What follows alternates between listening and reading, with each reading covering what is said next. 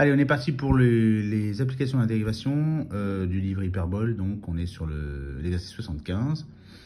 Alors, on a un exercice où on a une fonction f de x qui est définie par, donc sur R, d'accord, sur R, et donc définie par f de x égale donc x3 moins ax. Et ben nous, ce qu'on va faire pour trouver, déterminer la valeur de a pour lequel f admet un extrémum en 2, on va essayer de trouver, on va essayer de faire son tableau de variation, tout simplement. Voilà, f' de x, c'est pas trop dur à calculer, hein. Dérivé de x3, 3x2, puis dérivé de ax, c'est a.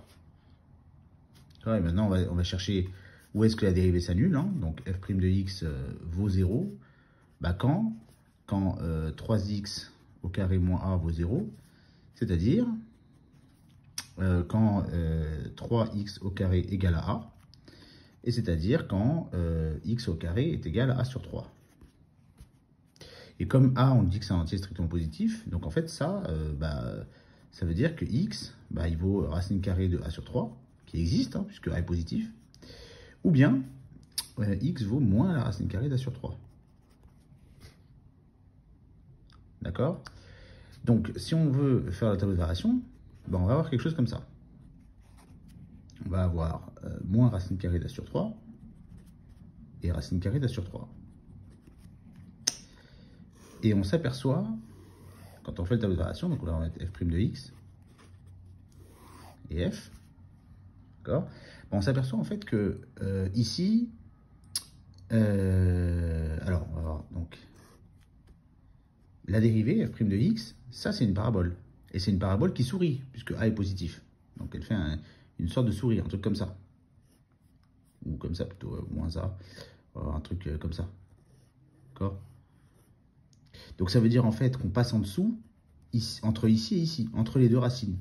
Donc on est négatif entre les racines et positif ailleurs. Et on vaut 0 sur les deux racines. Mais si on a ça, ça veut dire que on est la fonction f, vu que la dérivée est positive, la fonction f est croissante, puis décroissante, puis croissante.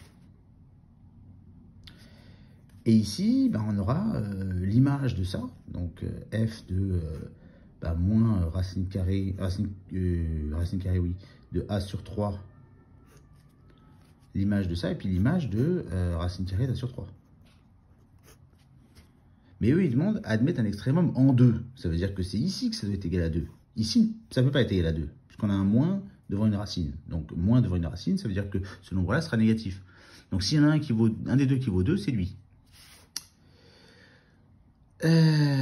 Sauf que ce n'est pas un extrémum global, hein, parce que là, ok, on a un minimum ici, mais c'est un minimum local, c'est un minimum sur un intervalle, c'est localement qu'on est minimum. On n'est pas minimum global, parce que là, on descend loin, on descend vers moins l'infini et plus l'infini. D'accord? Bon, du coup, il faut, alors, pour avoir, donc, on dit que f admet un minimum, un minimum, voilà, local, voilà, donc en 2, si, la racine carrée de a sur 3 égale 2, ce qui veut dire que a sur 3 doit valoir 4, ce qui veut dire que a doit valoir 12. Voilà pour cet exercice.